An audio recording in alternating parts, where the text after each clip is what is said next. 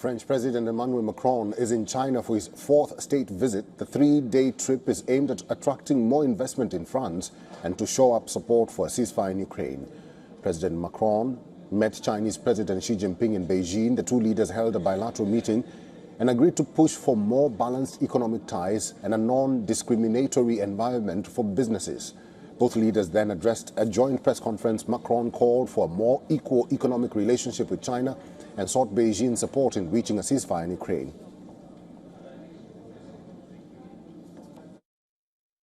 I hope that China could join our call and our efforts to achieve, at the earliest possibility, at the very least, a ceasefire in the form of a moratorium of strikes targeting critical infrastructure. This is key for the coming winter, as civilian infrastructure, in particular energy infrastructure, is still under Russian fire today. But more broadly, we must work together to achieve a just and lasting peace which respects international law.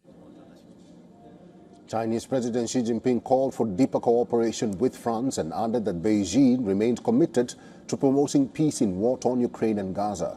While China has supported peace talks, it is yet to condemn Russia for invading Ukraine. We all have agreed to focus on the following four areas. First, enhancing political mutual trust. Regardless of changes in the external environment, both sides should consistently demonstrate the independence and strategic vision of a great power and strive to understand and support each other on issues related to their core interests and major concerns.